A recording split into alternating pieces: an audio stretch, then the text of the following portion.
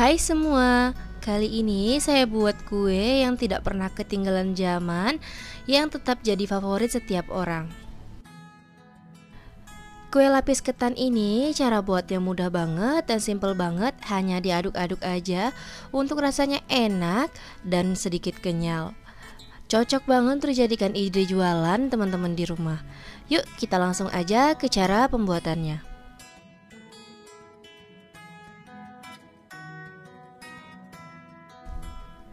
Pertama-tama siapkan panci, kemudian saya masukkan gula pasir sebanyak 18 sendok makan atau setara dengan 350 gram. Setelah itu saya menambahkan garam sebanyak setengah sendok teh.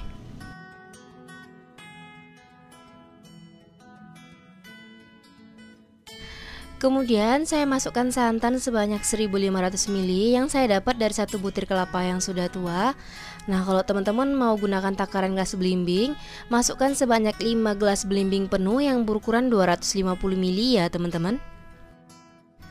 Supaya aromanya lebih wangi, saya masukkan daun pandan sebanyak 2 lembar. Kemudian ini saya masak menggunakan api sedang sampai mendidih ya teman-teman. Santan ini wajib kita masak ya teman-teman, supaya kue lapisnya tidak cepat basi dan bisa bertahan beberapa hari di suhu ruang.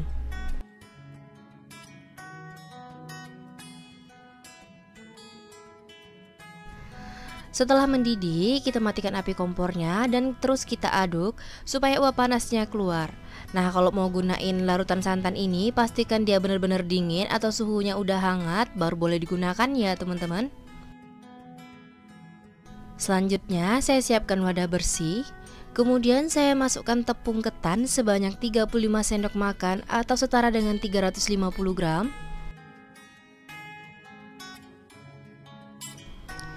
Kemudian saya tambahkan tepung beras sebanyak 20 sendok makan atau setara dengan 200 gram.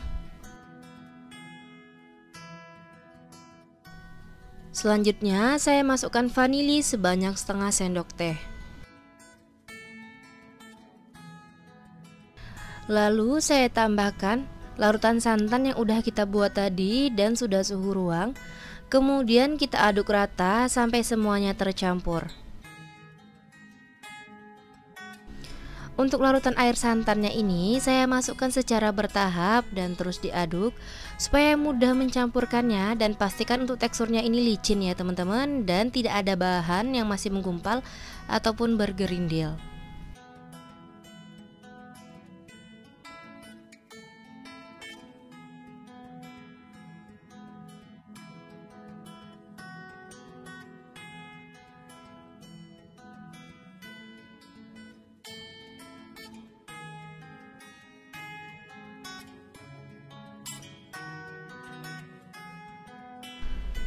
Setelah sudah tercampur semua, kemudian saya siapkan wadah bersih lagi dan saya masukkan saringan. Kemudian adonan tadi kita saring supaya benar-benar adonannya licin, tidak ada bahan yang menggumpal ataupun bergerindil ya teman-teman.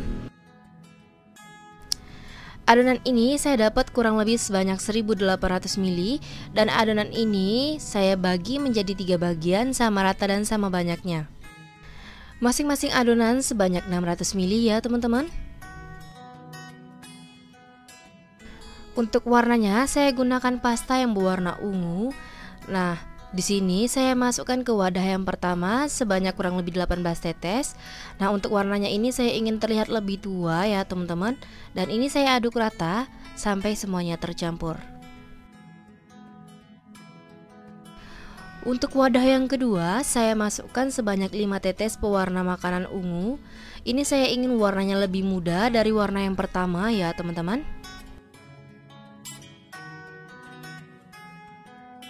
Untuk wadah yang ketiga, saya biarkan berwarna putih. Nah, supaya warna putihnya lebih jelas, saya gunakan pewarna putih makanan sebanyak 1 sendok teh. Dan ini saya aduk rata sampai semuanya tercampur ya teman-teman.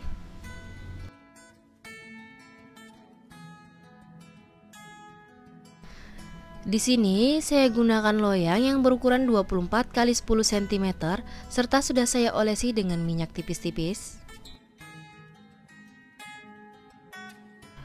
Untuk adonan yang pertama saya masukkan, ini adalah adonan yang berwarna ungu tua. Saya masukkan kurang lebih sebanyak 100 ml ya teman-teman.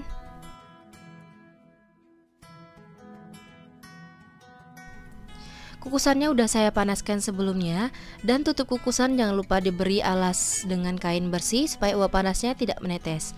Saya kukus gunakan api sedang cenderung kecil. Nah, untuk tips kue pandannya tetap wangi, air kukusannya jangan lupa diberikan pandan supaya wanginya nyebar dan awet banget. Dan ini saya kukus kurang lebih selama 5 menit sampai matang. Setelah 5 menit dan adonannya sudah set, kita buka tutup kukusannya.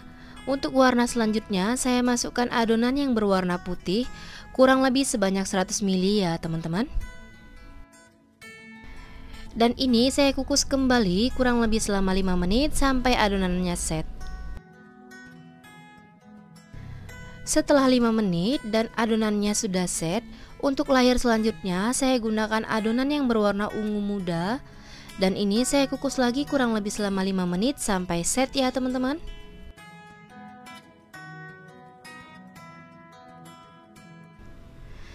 Setelah 5 menit dan adonannya sudah set, kemudian saya timpa lagi dengan adonan yang berwarna ungu tua kurang lebih sebanyak 100 ml dan kita kukus lagi sampai matang kurang lebih selama 5 menit.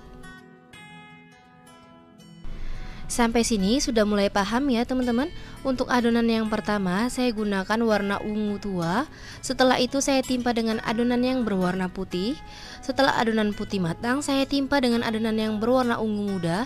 Setelah itu saya timpa lagi dengan ungu tua, putih, ungu muda, dan ungu tua. Begitu seterusnya sampai matang ya teman-teman. Dan jangan lupa setiap adonan yang ingin kita masukkan kita aduk terlebih dahulu supaya rata ya teman-teman. Setelah 5 menit dan adonannya sudah matang, dan ini adalah adonan terakhir yang akan saya masukkan. Untuk adonan terakhir ini saya masukkan adonan yang berwarna ungu muda kurang lebih sebanyak 100 ml. Nah, setelah adonan terakhir ini masuk, saya kukus dengan api sedang kurang lebih selama 30 menit sampai matang ya teman-teman.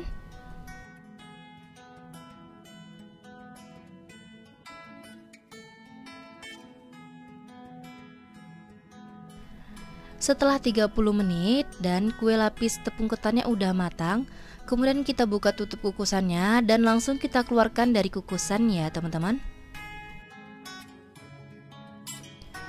Kue lapis tepung ketannya ini kita biarkan dulu di suhu ruang sampai benar-benar dingin, baru boleh kita lepaskan dari loyangnya. Setelah kue lapis tepung ketannya benar-benar dingin, langsung saja kita keluarkan dari loyangnya ya teman-teman.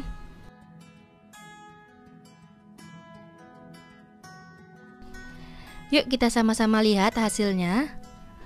Masya Allah, cakep banget ya teman-teman, warnanya juga cantik banget. Jangan lupa pisau potongnya dialasi dengan plastik supaya tidak lengket ya teman-teman. Ini kalau teman-teman bisa lihat saat saya memotong kue lapisnya, ini lembut banget ya teman-teman. Kue satu ini adalah kue favorit banget yang tidak pernah ketinggalan zaman. Setiap lapisannya juga bisa dilihat ya teman-teman, halus banget dan rapi banget.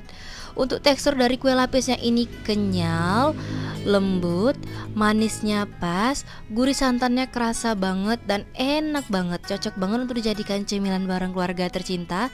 Ataupun kalau teman-teman mau jualin lagi, karena buatnya juga mudah banget dan simple banget. Bisa dilihat juga setiap lapisannya itu halus banget, dan ini anti gagal dan wajib teman-teman cobain di rumah resep yang satu ini. Terima kasih sudah menonton video saya sampai selesai. Semoga video ini bermanfaat dan jadi referensi teman semua. Selamat mencoba dan terima kasih semua.